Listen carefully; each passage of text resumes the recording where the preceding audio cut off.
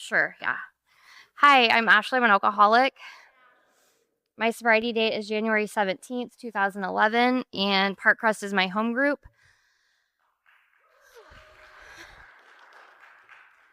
Um, I see a lot of friendly faces out there tonight, and I'm just feel really grateful that not only AA but my Al-Anon peeps showed up tonight here to support me too. And my heart is just full of joy and gratitude, and it's been a really long time since I could say that. So thank you guys.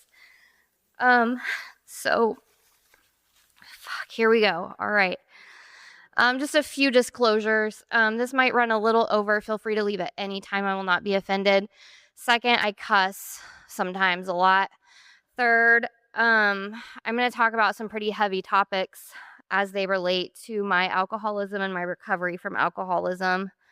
And some people might think they're outside issues, but for me, they are definitely not. They have had a huge impact on my alcoholism and my recovery. So here we go. All right. Keep a close eye on this time. So before I was born,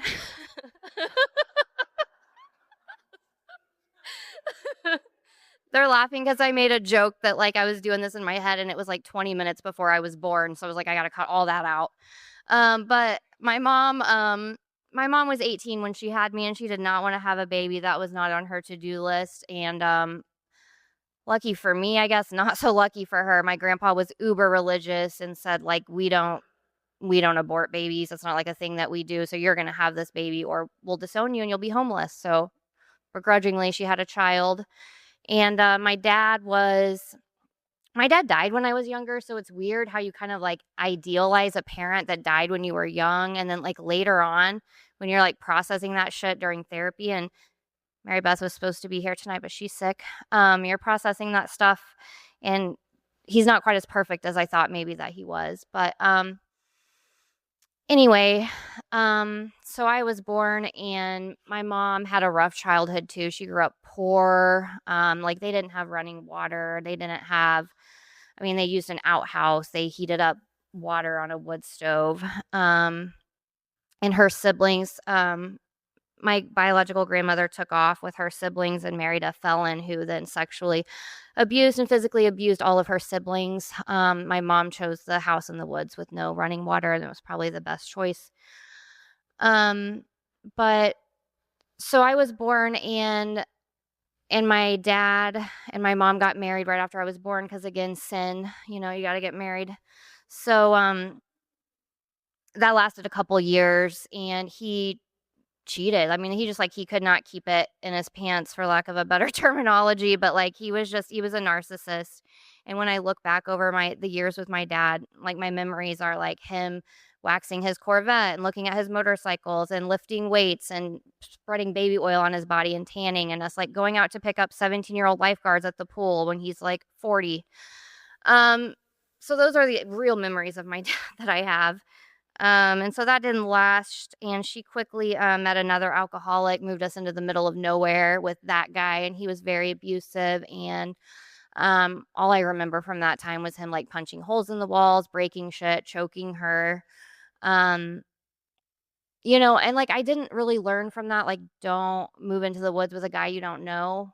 But it was more like, oh, she keeps making him mad. If she just would say the right thing or dress the right way or stop making him mad, he wouldn't have to hit her all the time. And that was literally my thought process as a child, which is super screwed up.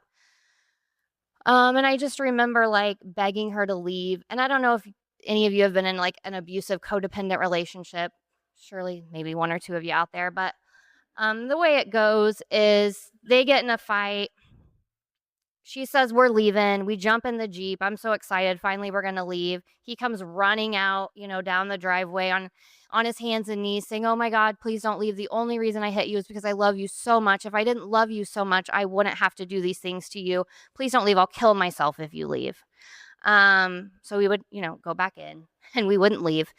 And that went on for a while until she finally left. She met another guy. The only kind of problem there was that he was married to somebody else when she met him. So we had to get rid of that obstacle so that he could move us in right away. And he was a pretty decent guy for the most part. He's still the guy who I think of as my father today. Like I said, when I was 9, my biological father passed away in a car accident, and that was the first time that I was like, "Oh shit, like people die." I think when you're a kid, you don't realize people die until like somebody dies, and then you're like, "Oh, if this person could die, like anybody can die." And that started on like this long, I don't know. I got some really bad anxiety and OCD from that. I just like had this huge fear that my mom was also going to die and then I was going to be like an orphan. And about this time, my mom, as she just did, she just made lots of poor life choices. God love her. But she decided to be a bartender. And so I'm dealing with this fear of losing my mom, and my mom's out all hours of the night. And then she starts using methamphetamine, and then she stops coming home altogether. And it's just like, just my memories are just like sitting, staring out of this window, like terrified that my mom is dead, and imagining that I can see lights and that I can hear the phone ringing, and at any moment they're going to tell me that she's gone and I'm all alone. And and that was my childhood. That relationship also ended in a domestic assault, as they all did. And I was again so pissed at her that when the judge asked me what happened, instead of telling the truth, was that, well, he picked her up and body slammed her to the ground. I said, I think their feet must have got tangled when they were talking and they must have accidentally fell down, is what I told the judge. Because I was just so mad that she had like fucked it up again, like again. And that just started this. I don't know. She couldn't take care of me. I ended up living with my grandparents for a while. I honestly don't know what happened. All I heard was that she came up here. She got clean off of meth at Cox Hospital. And then she said, okay, I got a place for us to live if you want to come back. And so I moved in with her. And at this time I was about 15. So that's where my drinking career started. And I don't know. I just know that like I had had a drink or two before. Like she was a bartender and she would like make drinks and be like, "Hey, try this. Does it taste good?" And and I would try it. But like the first time I got drunk, I was like, "Thank God." Like I had been wound so tight. And like I was just so fucking afraid of everything, and I had so much anxiety that like I needed a drink and I needed it bad, and I got a lot of relief from that. And my drinking looked a lot like everybody else's. I went to a very small high school in a very small town. I graduated with 27 people in my class. And so it looked like fields, bonfires, dirt roading, rivers, creeks, sneaking out, older boys, getting drunk all the time, doing crazy shit. But it was fun. I feel like in high school it was still fun.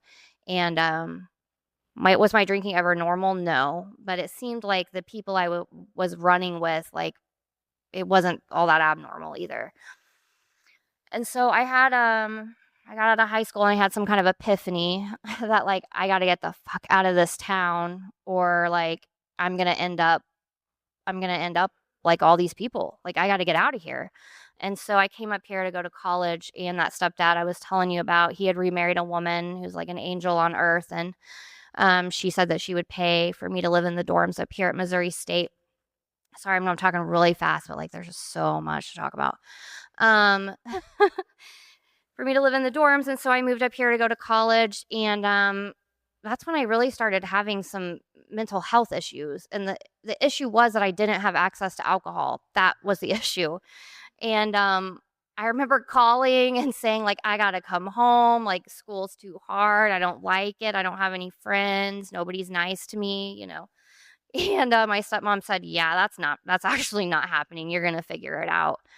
So that's when I went to see a psychiatrist, and he asked me about my drinking, and I said, yeah, that's fine. Like, the main problem is like when I'm not drinking. Like like when I'm sober and like I have to function in the world like around people, like that's where most of my problems are. So if we could work on that part.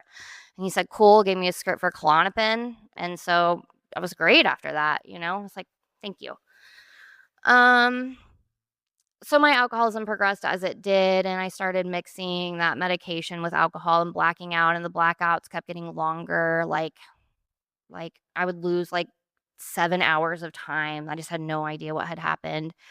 But what finally brought me into Alcoholics Anonymous is I went on a study abroad. I got to tell this story because people like it, but I went on a study abroad trip to South America, and I got really drunk and I passed out on this Ecuadorian lady's mattress, and I urinated on myself and her mattress. And I woke up and she was like yelling at me in Spanish, and she was really mad. And my nursing professor said that I had not only embarrassed Missouri State University, but I had embarrassed the United States of America, which is quite a thing to say. I mean, today our government does that all by itself, doesn't need my help. So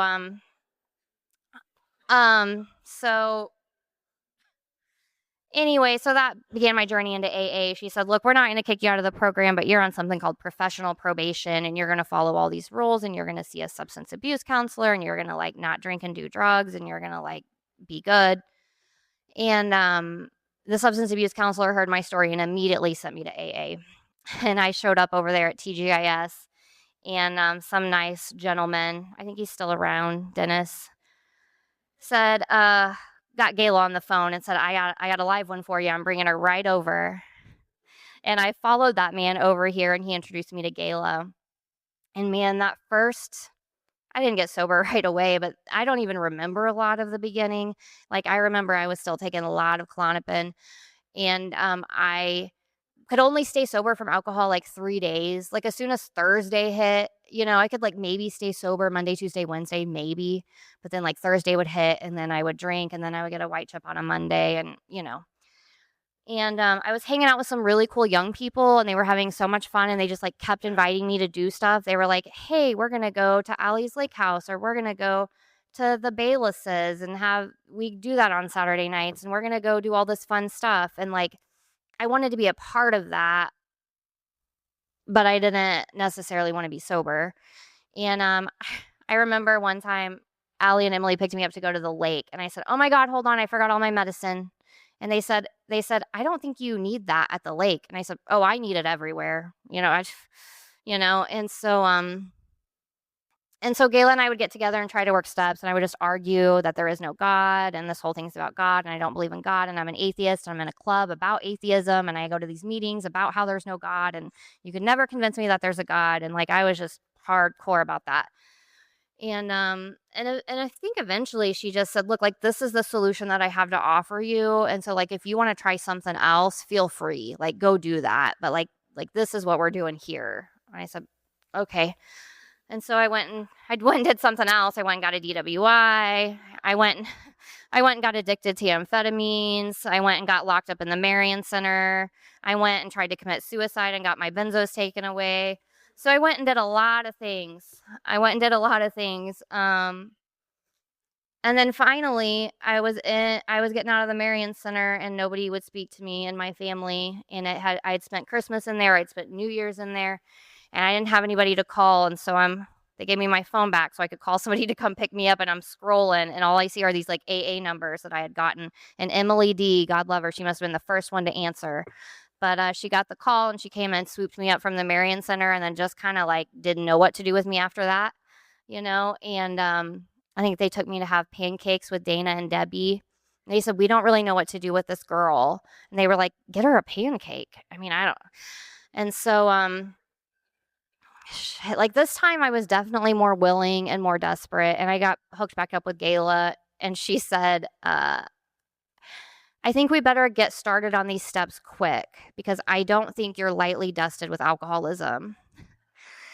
And so we started working the steps, and but still I was like, gosh, I've always had an issue with the God stuff, and it was still a little bit of an issue, but I was a little more open-minded. And so when they said pray, I said, "Okay, like, it's done, but I'll do it." And I remember I would like get down on my knees, and I would say prayers, and I'd be like, "Oh my God." I was like embarrassed, like maybe somebody would see me or something. I don't know, but I did it begrudgingly. I did all the stuff, and I just started staying sober. Like, I didn't even think I was going to stay sober. I just didn't know where else to go. And so she started driving me all around, like, to treatment centers and to chili suppers and to meetings. And we go pick up this lady and go pick up that lady and go here and go there. And I was staying sober. And yeah, I don't know. And then life, as it does when you first get sober, like got really, really good. It got really, really good for me. Let's see, I boy met girl on AA campus, and I got into a relationship. I had lots of friends. We had a big social life. I mean, we had parties at our place all the time for people in AA and in recovery. And I got promoted at my job, and I went back to school, and I had sponsees, and like life was just looking pretty good. And then I got something I'm going to read out of the 12 and 12. It's in the last chapter in step 12. The part where it's talking about practicing these principles in all of our affairs is the part it's talking about. And it says here on page 112 and 113, it says, can we accept poverty, sickness, loneliness, and bereavement with courage and serenity? It says, yes, all of these things are possible. We know this because we see monotony, pain, and even calamity turn to good use by those who keep trying to practice AA's 12 steps. And then it talks about kind of the pink cloud stage. It says, our troubles sometimes begin with indifference. We are sober and happy in our AA work. Things go well at home and office. We naturally congratulate ourselves on what later proves to be a far too easy and superficial point of view. Sooner or later, the pink cloud wears off and things go disappointingly dull. We become puzzled and discouraged. Then perhaps life, as it has a way of doing, suddenly hands us a great big lump that we cannot begin to swallow, let alone digest. So it was 2018. I had went back to school to be a nurse practitioner. I got a call, and it was the call that I had been afraid to get since I was 9 years old. The biggest fear, that thing in the back of your head where like, I'll stay sober unless X happens. And I got the call, and my worst fear that I could have ever imagined came true. And they said, your mom, she's been in an accident. It's pretty bad. They're life flighting her to Cox South. And, you know, my mom never could give up those alcoholic men. She just couldn't do it, you know. She might have been an alcoholic and a drug addict at different points in her life, but for sure she was a codependent, a hardcore codependent, and that's what killed her in the end, you know. And so they were out riding a side-by-side after a Chiefs game. Everybody had been drinking. Apparently, you take a shot every time the Chiefs score a touchdown. I don't know. I've been sober a while. When I was drinking, I don't think the Chiefs scored touchdowns. And so they had been drinking, and they got on their side-by-side, as people do in the country, and all started drinking and driving around on the back roads, and they were passing a utility truck. And God loves small towns. This kid that had lived by my grandpa. He had been raised they lived in a trailer in a junkyard and were poor and didn't have any food, and their parents were alcoholics and drug addicts. And this little boy would come over, and my grandpa would feed him and give him food and give him money for helping him stack the wood or, you know, feed the horses. Well, this little boy grew up, and he got drunk that day. And him and his girlfriend got in a fight, and he took off in his truck going 85 down that dirt road. So when my mom and her boyfriend went around the utility truck, he popped up over the hill and hit him head on. And the UTV spun, and then it hit him again, and it ejected her, and she flew into the utility truck. And when I got to the hospital, what are the people called that are like priests at the hospital? The chaplain came out to meet me. And I knew, okay, that's a bad sign. You know, I've been around enough to know that's not good when the chaplain is the first person to greet you. And we had made some calls. Gayla got there pretty quick. She called everybody. Everybody started to show up. And I said, I don't know what to do. And she said, I think we pray, you know. And so I hit my knees and I said, God, please let her live. Please let her live. I need her to live. And Gayla said, oof, I don't know if we should pray that prayer. She said, maybe we should pray for God's will in the situation. And I looked at her and I said, fuck that. I'm not doing that. I'm going to pray for her to live. And she said, okay. And so we prayed, and they did whatever they could, but they couldn't save her. And I went into the ICU, and just a surreal experience looking back. Like, when someone's been in an accident like that, they don't even look like them, like they have all these tubes and stuff, everything. And I said, that's not her. And I remember Dale saying, that's her. And I said, it's not. He said, it is her. And then I recognized her toes and then I recognized her earlobes. And then I thought, fuck, that's her. Like, this is real. This is actually happening. And we took her off life support and I held her hand and it was just fucking terrible. I walked out of there and people, I mean, there was all kinds of people from AA there, but also family and stuff too. And they were like, you're going to be okay. And I looked at them and meant it with every fiber in my being. And I said, I'm never going to be okay again. And the whole funeral was a shit show because, again, my grandpa, she was an organ donor. She wanted to donate her organs, and he said that she had to be buried with them because something about the rapture, and when you rise up, you got to have your organs when you go to heaven, I guess. And I was like, I guess he didn't know that, like, you decompose and then it's just a skeleton. Like, they're not going to be there anyway, but I just didn't have the energy to, like, go into it. So we left her organs where they were. And we got to the funeral home and it was a fight. Everything was a fight. He wanted an open casket. I said she would never want people to see her like that. Like, she was fucking beautiful and gorgeous. And that's how I want people to remember her, not with a wig on her head. And I won that one. But Christy's someone in AA that I met that taught me how to be a friend. I didn't know how to be a friend when I got here. And she taught me what it means to be a friend, that we show up for each other and we're there and we make time for each other and we love and support each other no matter what. And she did. She went with me and she sat with me through all of that. And it's weird when something happens like that. It's like people just go back to living, It's like your world stops, but like the rest of the world keeps going. And there was like life before my mom died and life after my mom died. And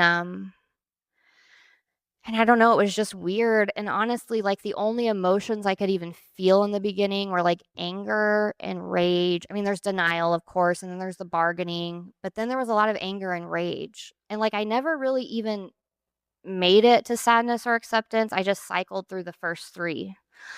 And at some point I just went numb. At some point, like, my nervous system just literally couldn't happen and take it. And it was like, okay, we're just going to check out. So if you met me between 2019 and 2021, I was struggling.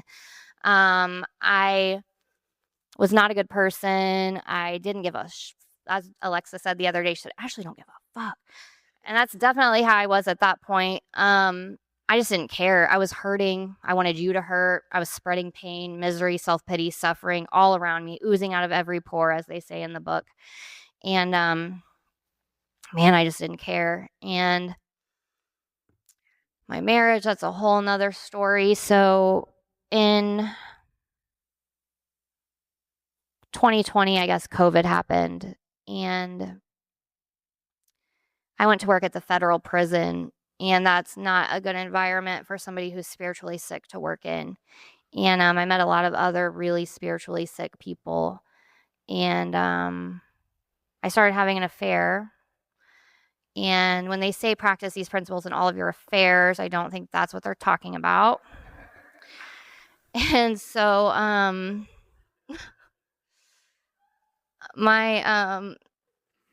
don't know. My ex-husband and I had just been struggling for a while, and like I said, I was shut down. I'd put up a bunch of walls. I wasn't letting anybody in, even him. And we saw some therapists, and the therapist just kept saying the same thing. Like, I don't think this is a marriage problem. I think this is a you problem. And that sucked to hear. And, at the end of the day, we separated. We separated. And it says some stuff in the book, too. And this 12 and 12, like this 12th step in the 12 and 12 says so many, like, good things. It says, it is only where boy meets girl on AA campus and love follows at first sight that difficulties may develop. They need to be as sure as possible that no deep-lying emotional handicap in either will be likely to rise up under later pressures to cripple them. And when I started dating him, I had not even read the 12 and 12. I didn't even know it was a book. You know what I mean? So, like, I wasn't sure. And like that, those therapists said, like, you got a lot of fucking shit to work through and like you're not okay and like you're probably never going to have a successful relationship ever if you don't start looking at some of it. And our book talks about that too. In step 8, it says, though we find the harm done others has not been great, the emotional harm we have done ourselves has. Very deep, sometimes quite forgotten, damaging emotional conflicts persist below the level of consciousness. At the time of these occurrences, they may actually have given our emotions violent twists, which have since discolored our personalities and altered our lives for the worse. So, I was suffering. I got divorced. I started dating David. Lucky him. So lucky.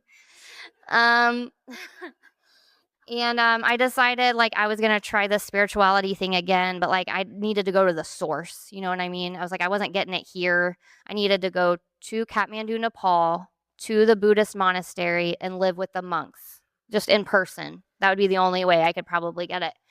And so we went and did that. David went with me. Oh man, that's so funny. And I drug him down there. And you know what? I didn't find the Buddha or God or anything while I was there.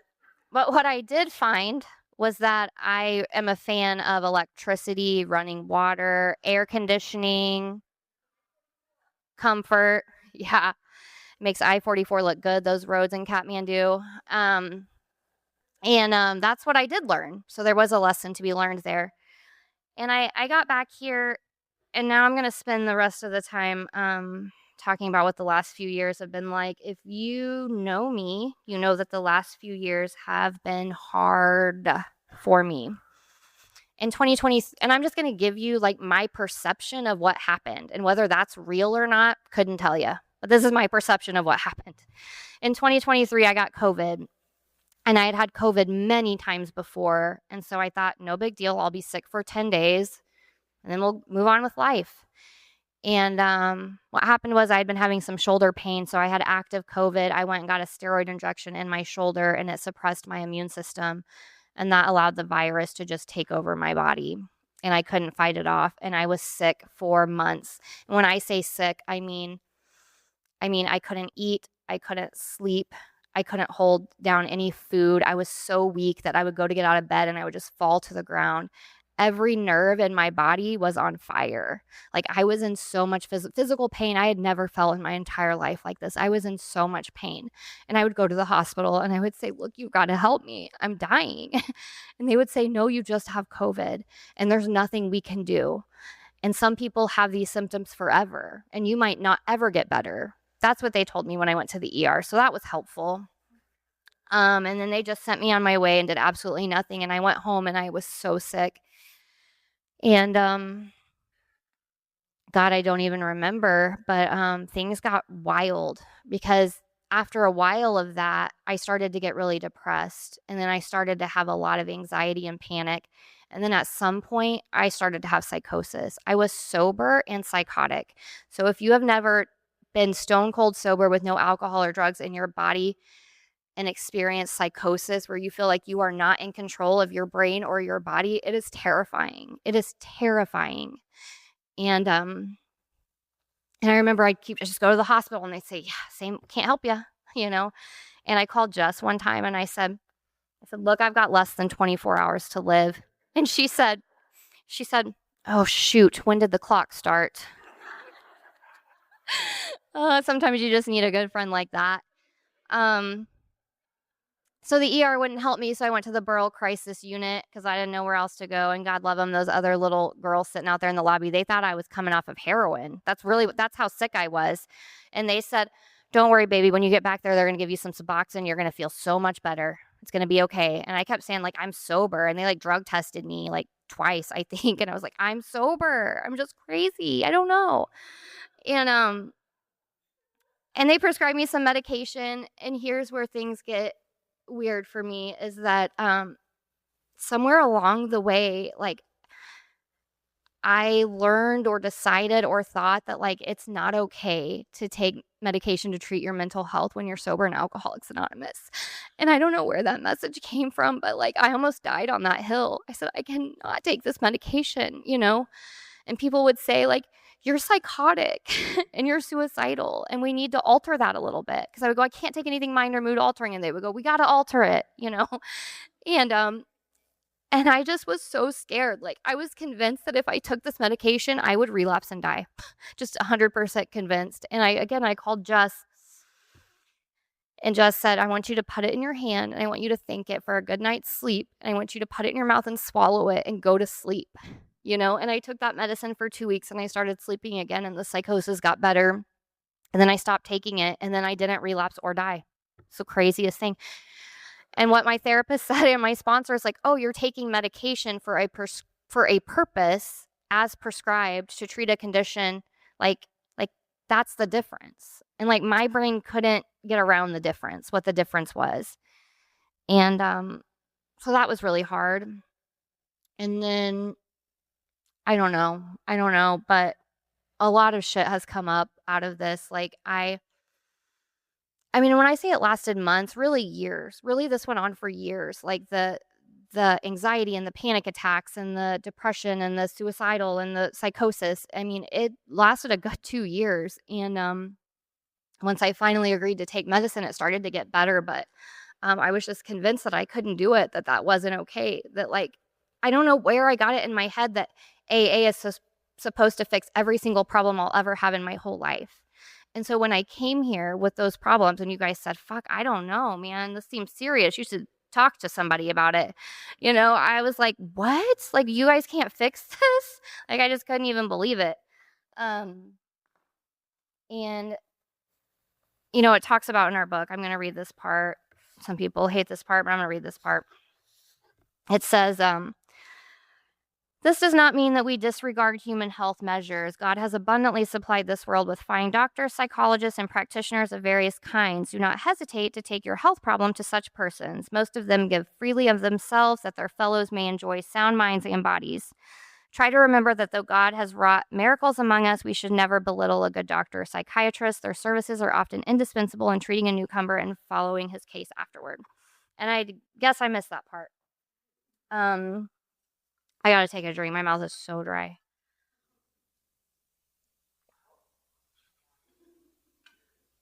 Zaddy, I gotta hurry up. There's a lot to talk about. So, yeah, it's been a hell of a few years. And, I was at Colors of Fall this year. And, I was not doing well, you could say. And it was like, I was sitting there at this convention and I had this feeling that like I'm less than. I felt shame. I felt shame that I had mental illness and that I had to take medicine. I felt less than you. I felt like it meant like my sobriety wasn't good enough, that I wasn't trying hard enough, that I wasn't doing enough. And every time I had to take a medication, I felt so ashamed of that. And that's just something I've got to get over and get past. And again, I don't know where all of that came from, but it's been really, really hard. And I still have some weird fucking chronic nerve pain bullshit, you know? And sometimes I still have to take medicine, but like I don't want to. I don't ever want to. And that's the difference, I think. It's like way back then I wanted to, and now like every fiber of my being doesn't want to, but sometimes I have to. And God, David has been an angel. He's just been so patient. He's been so patient and so supportive through all of this. Like, if you've never had a significant other in a complete psychosis for weeks on end in your house, like, it's a lot. Like, it's a lot to deal with, you know? Like, I'm in the floor having pseudo seizures. Like, I'm standing over him while he's asleep. He wakes up and I'm like looking at him like this, and he's like, fuck. You know, like it got weird. It got real weird, guys. You know, but I was lucky enough to have Gayla, who, you know, helped me kind of through this and said, look, we got to do what we got to do right now. We've got to do what we got to do. And I remember at times I thought, fuck, I'm in so much pain. Like, I'm going to have to like smoke weed or take an opiate or something. Like, I don't know what to do, you know? And she just said, if that's what we got to do, you know, but let's try everything else first, you know? She said, "I'm gonna love you no matter what." And, it's been really touch and go. And I started going to so what had happened was I felt so much shame around you guys that I couldn't be honest here and I couldn't be vulnerable here because for whatever reason, even though you've loved me my whole life, I felt like you were gonna judge me. So I started going to Al-Anon, and it was like being a newcomer again. I could just be a newcomer and I could walk in and I could just lay my fucking shit on the table, and they weren't like, "Oh, you have 15 years sober. Why are you so fucked up in the head?" Like I could just be a newcomer and I could just go, "Guys, I'm really sick and I'm dying and I need help." And they loved me and they helped me. And then I got pointed towards ACA. And I walked into a room full of people with double-digit sobriety that were finally working on their shit and looking at their childhood trauma. People who I had known for years that I didn't know because we don't talk about that stuff here. We talk about that stuff over there, and I just thought I must be the only one that's fucked up. Like, there can't possibly be anyone else. And then when I walked into those rooms of ACA, I thought, oh my God, I know you guys. You guys are fucked up too. Thank God. Thank God. It's not just me, and I didn't have to feel so alone. And so I guess the moral of the story is, if there's a moral to the story, is that I don't know, for me, my recovery has really changed in the last few years, and I've had to get a lot of outside help from therapists and doctors and Al-Anon and ACA and all of these things to just keep hanging on, and these things have been really useful and really beneficial to me. And I wish I just wouldn't have fought it all so hard. It would have been a lot easier. But how much? 7 minutes. All right. I guess, I just want to say that, if you're here and you've been sober for a really long time and you just can't get a grasp on that happy, joyous, and free thing, it's like I could see you guys had happy, joyous, and free, and I couldn't get there. I just couldn't grasp it. I was in here with you guys, and I was so sad, and I was so sick, and I was so miserable. If there's stuff that, you don't want to talk about, you're afraid to talk about, I would love to talk to you about it. And maybe, I don't know, maybe help point in the right direction. I think the biggest thing is just that, I don't know if it's the biggest thing, but I don't know. At the end of the 12 and 12, it starts talking about well-matured AAs. And I didn't know that was going to take so much pain and so many decades, not even 15 years.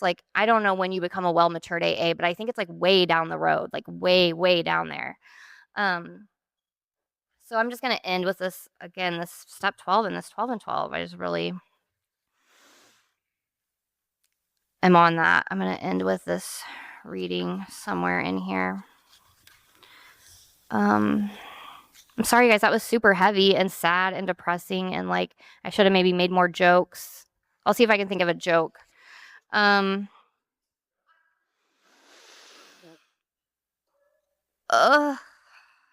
well, it starts talking about practicing these principles in all of our affairs. And it says,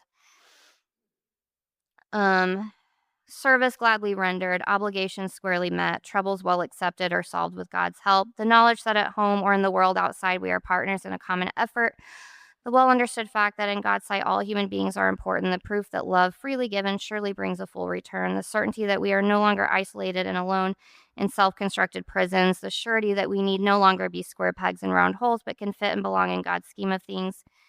These are the permanent, legitimate satisfactions of right living for which no amount of pomp and circumstance, no heap of material possessions could possibly be substitutes. True ambition is not what we thought it was. True ambition is the deep desire to live usefully and walk humbly under the grace of God. And then it says down here, for it is only by accepting and solving our problems that we can begin to get right with ourselves and with the world about us. And that was a lot. So I think I'm just going to go ahead and end there. Thank you guys. I love you. I'll pass.